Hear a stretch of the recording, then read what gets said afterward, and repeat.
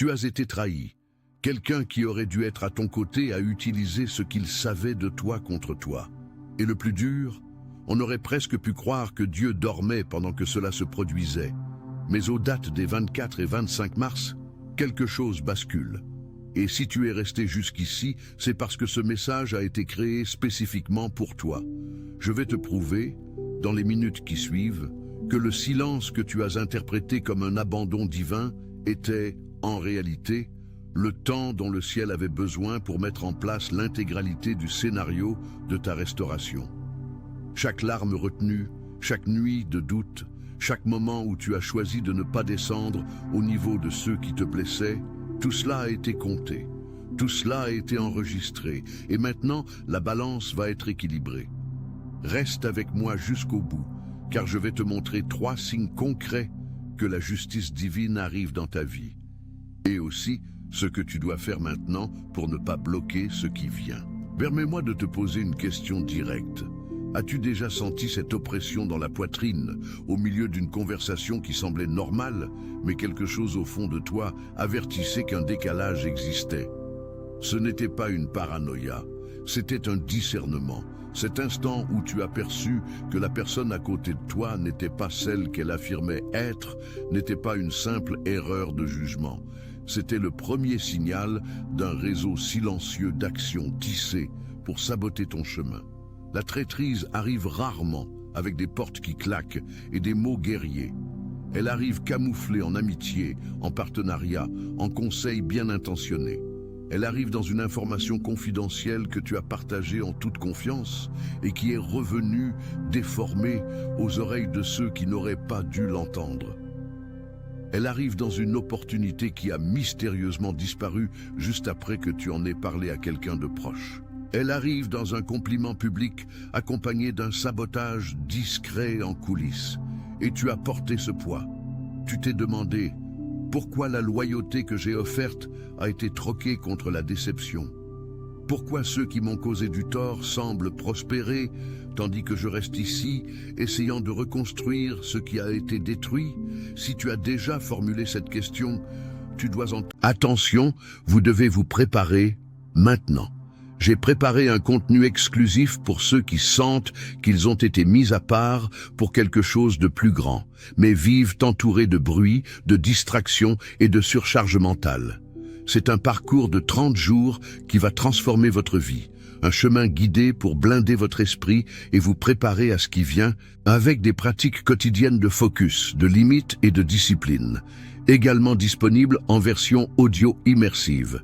Plus de 10 000 lecteurs ont déjà transformé leur vie grâce au parcours de 30 jours. Des milliers de personnes ont déjà commencé cette transformation. Des gens comme vous, qui en avaient assez de vivre dans le brouillard. Des personnes ordinaires qui ont décidé de ne plus accepter le chaos mental. Profitez de cette offre à durée limitée, uniquement ce mois-ci. Accédez à votre lien juste en dessous, dans le commentaire épinglé. Ce que je vais te dire maintenant. Il existe une loi spirituelle que très peu de personnes comprennent réellement, et elle est plus précise que toute loi physique. Elle ne dépend pas de toi pour dénoncer, pour te venger, pour faire quoi que ce soit. Elle opère seule, avec une précision qui défie toute logique humaine. La Bible appelle récolte ce que le monde appelle conséquence. Galates 6:7 est direct. Ne vous y trompez pas. On ne se moque pas de Dieu, car ce qu'un homme aura semé, il le moissonnera aussi. Ce verset n'est pas une menace religieuse, il est une description de la structure de la réalité. Mais voici le détail que la plupart oublient. La récolte ne se produit pas au même moment que la semence. Il existe une saison entre la graine et le fruit. Et c'est précisément dans cette saison que l'adversaire veut te convaincre que rien ne va changer, que l'injustice a triomphé, que Dieu n'a pas vu. Tu es à la fin de cette saison maintenant. Réfléchis avec moi. La même faille de caractère qui a permis à quelqu'un de te trahir va se répéter. C'est inévitable. Une personne qui vole une idée va voler encore. Une personne qui ment sur toi va mentir sur une autre personne. Une personne qui utilise l'amitié comme monnaie d'échange va continuer à le faire jusqu'à ce que le schéma devienne impossible à ignorer. Et quand ce schéma émerge, quand les autres commencent à voir ce que tu savais déjà, l'exposition n'a pas besoin de ta voix. Elle devient évidente par elle-même. La vérité est simple et ne nécessite pas de répétition. Le mensonge est complexe et demande un maintien constant. Avec le temps, l'effort de soutenir une falsification est exorbitant et les fissures commencent à apparaître aux moments les plus inopportuns pour celui qui a construit l'illusion. Maintenant, je dois te dire quelque chose sur le silence de Dieu qui va changer la façon dont tu vois tout ce que tu as traversé. Dans l'Ancien Testament, il existe une histoire que très peu utilisent comme exemple de justice divine, mais qui est peut-être l'exemple le plus puissant de tous. C'est l'histoire de Joseph. Pas Joseph, le père de Jésus, mais Joseph, le fils de Jacob. Un jeune homme qui avait un don authentique, une vision claire du futur que Dieu avait préparé pour lui, et qui fut vendu comme esclave par ses propres frères. Imagine le niveau de cette trahison. Ce n'était pas un ennemi déclaré. C'étaient les personnes qui auraient dû être sa famille, son réseau de soutien, son foyer. Et ils le vendent, par envie, par peur de ce qu'il représentait. Et Joseph arrive en Égypte, est accusé à tort par une femme qui voulait détruire sa réputation et jeté en prison. Des années passent. Le silence de Dieu semblait assourdissant. Mais voici ce que la plupart oublient quand ils racontent cette histoire. Chaque étape de la souffrance de Joseph calibrait quelque chose en lui. L'humiliation de l'esclavage lui enseigna comment gérer des ressources sans arrogance. La prison injuste lui enseigna comment maintenir l'intégrité quand personne ne regarde. L'attente lui enseigna une patience que aucune école aurait pu lui donner. Et quand le moment arriva, quand le pharaon eut besoin de quelqu'un pour administrer l'Égypte durant une crise sans précédent, il n'existait aucun autre homme sur la terre entière qui avait été préparé pour cette fonction comme Joseph avait été préparé. Les mêmes frères qui le vendent s'agenouillent devant lui, non par vengeance, par nécessité. La même providence qui les conduisit à vendre Joseph les conduisit vers lui avec humilité. C'est le schéma de la justice divine. Elle n'expose pas seulement celui qui a mal agi. Elle repositionne celui qui a été blessé à une altitude qui n'aurait jamais été possible sans ce processus. Toi qui regardes ce message maintenant, j'ai besoin que tu écoutes cela avec toute ton attention.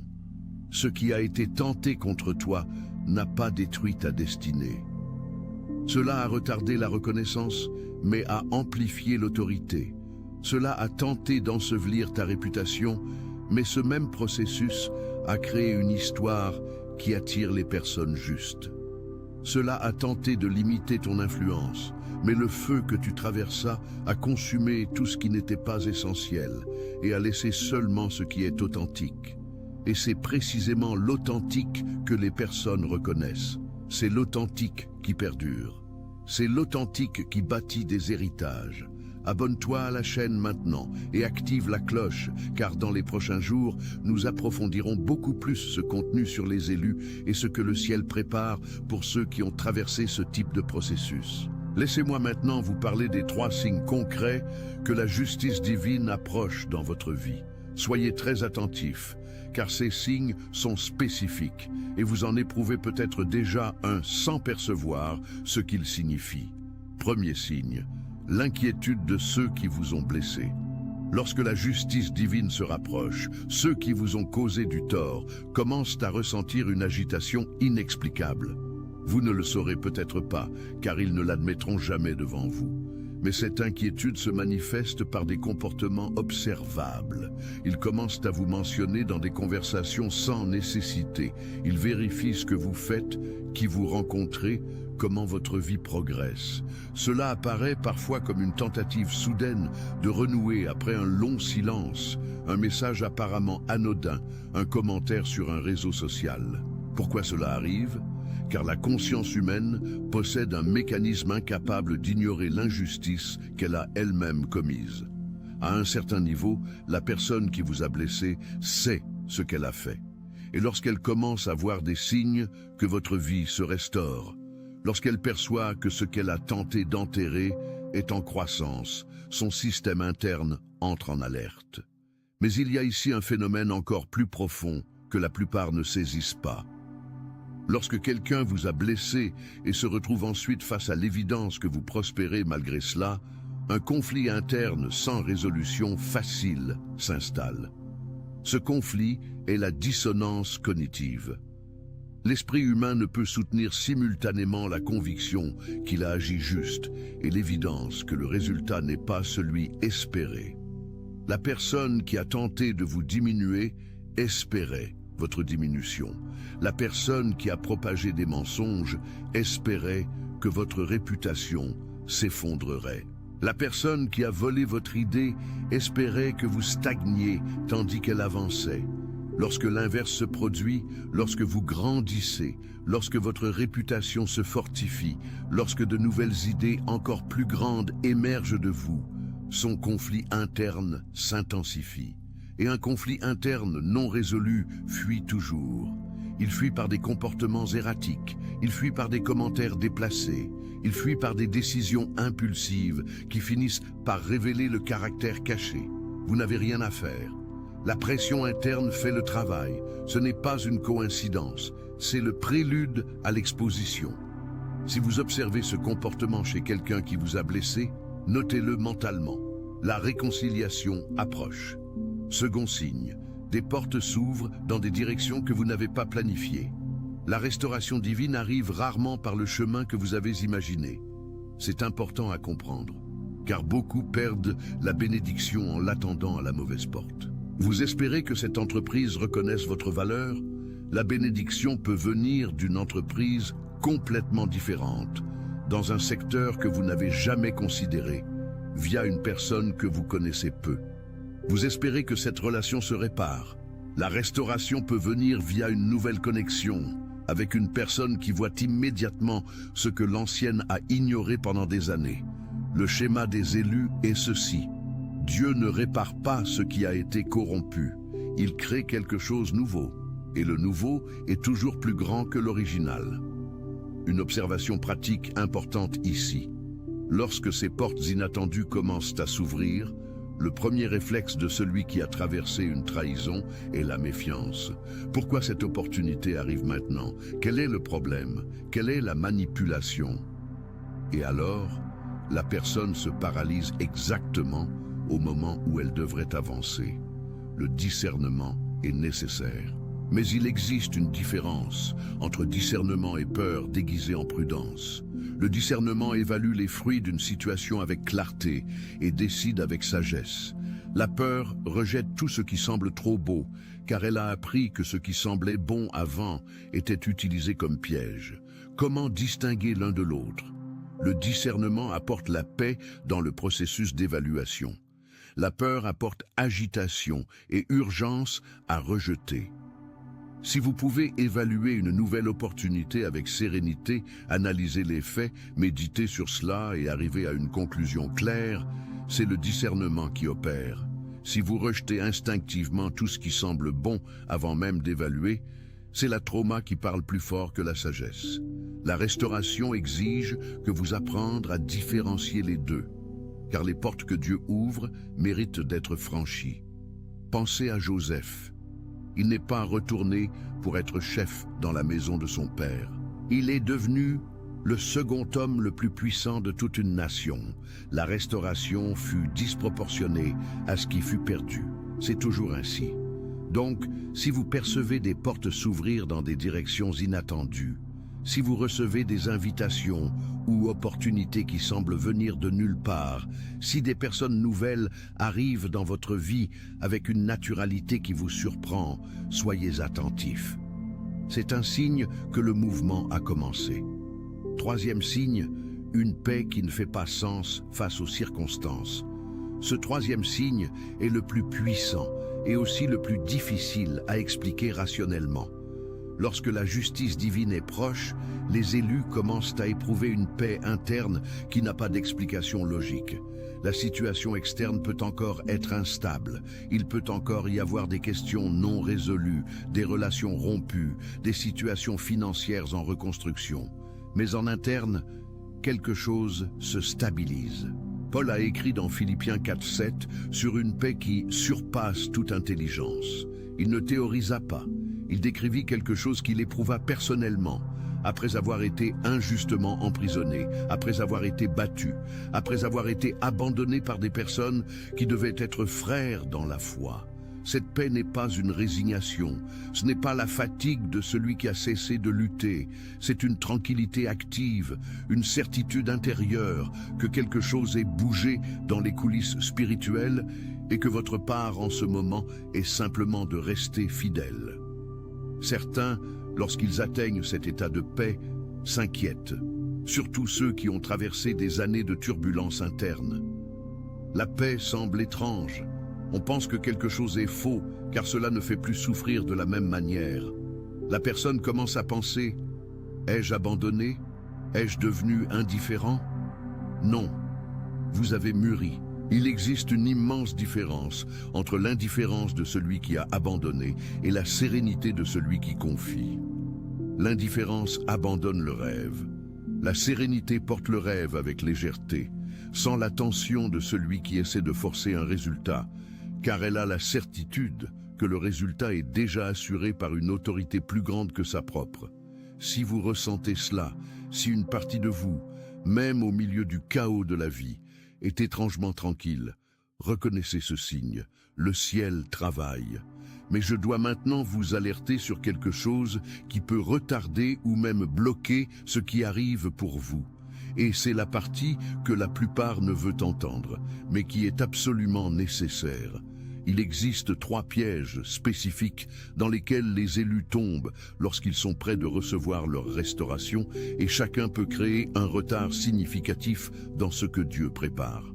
Piège 1. Essayez d'aider Dieu à faire la justice. Lorsque vous commencez à sentir que la restauration approche, il existe une tentation très forte de donner un petit coup, de faire cette publication sur les réseaux sociaux qui rend les sous-entendus clairs pour ceux qui savent ce qui est arrivé, de mentionner aux personnes appropriées ce qui fut fait contre vous, de positionner la narration avant que la vérité émerge naturellement. C'est un piège. Non parce que votre histoire ne mérite pas être racontée, mais parce que le timing erroné peut compromettre l'impact correct. Lorsque vous essayez d'anticiper l'exposition, vous placez votre voix au centre d'une histoire où la voix la plus puissante devrait être celle des faits. Et les faits n'ont pas besoin d'un défenseur passionné. Les faits parlent par eux-mêmes. Abraham Lincoln a une phrase célèbre. « Donnez suffisamment de temps et les personnes se révéleront. » Vous n'avez pas besoin de révéler personne. Vous avez juste besoin de donner du temps. Votre tâche maintenant est de construire, non de détruire. Toute énergie que vous dépensez pour essayer d'exposer celui qui vous a blessé est une énergie retirée de la construction de ce qui vient ensuite. Et ce qui vient ensuite est plus grand que tout ce que vous avez perdu. Piège 2. La mare déguisée en discernement. Ce piège est le plus subtil et peut-être le plus dangereux. L'amertume n'arrive pas avec une pancarte disant « Je suis amertume ». Elle arrive déguisée en prudence, en protection, en discernement spirituel. Elle dit « J'ai appris du passé et je ne ferai plus confiance à personne ». Elle dit « Chaque fois que quelqu'un s'approche, je sais qu'il a un intérêt derrière ». Elle dit « Je préfère rester seul plutôt que de souffrir encore. » Et une partie de cela est saine.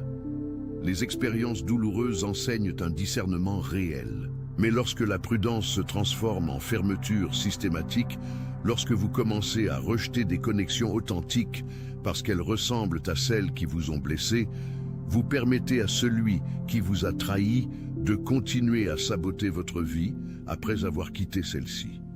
Réfléchissez, si vous avez été trahi par une personne et, à cause de cela, fermez la porte aux 10 personnes qui viendraient apporter restauration, qui a gagné avec la trahison? Pas vous. Le pardon n'est pas naïveté, c'est une stratégie spirituelle.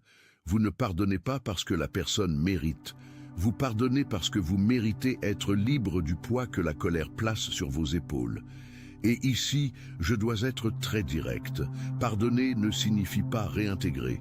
Vous pouvez pardonner complètement une personne et ne lui permettre aucun accès à votre vie, à vos plans, à vos vulnérabilités. Le pardon vous libère.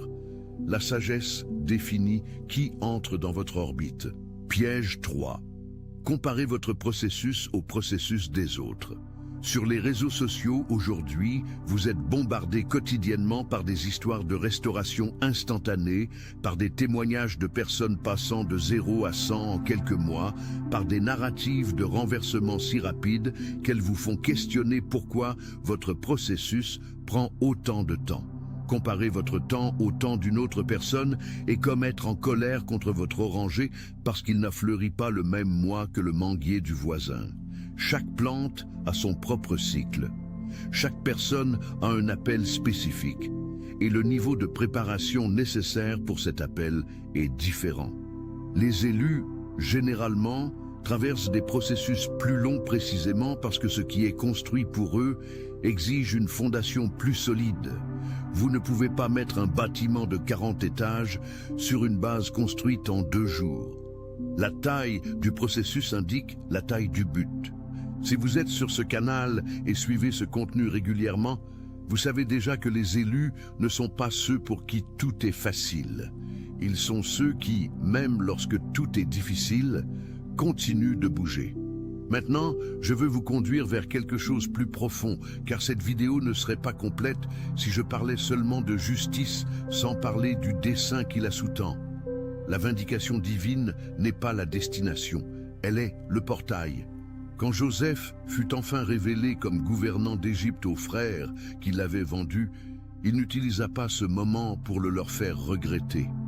Il pleura, car il comprit une chose qui prend des années à une personne suffisamment mature pour l'appréhender. Ce qui semblait la pire chose qui pouvait lui arriver fut le mécanisme par lequel il parvint au lieu précis pour sauver des milliers de vies durant une famine qui dura 7 années. Cette perspective change tout. Quand vous commencez... Attention, vous devez vous préparer maintenant. J'ai préparé un contenu exclusif pour ceux qui sentent qu'ils ont été mis à part pour quelque chose de plus grand, mais vivent entourés de bruit, de distractions et de surcharge mentale. C'est un parcours de 30 jours qui va transformer votre vie. Un chemin guidé pour blinder votre esprit et vous préparer à ce qui vient avec des pratiques quotidiennes de focus, de limites et de discipline. Également disponible en version audio immersive. Plus de 10 000 lecteurs ont déjà transformé leur vie grâce au parcours de 30 jours. Des milliers de personnes ont déjà commencé cette transformation. Des gens comme vous, qui en avaient assez de vivre dans le brouillard. Des personnes ordinaires qui ont décidé de ne plus accepter le chaos mental. Profitez de cette offre à durée limitée, uniquement ce mois-ci. Accédez à votre lien juste en dessous, dans le commentaire épinglé.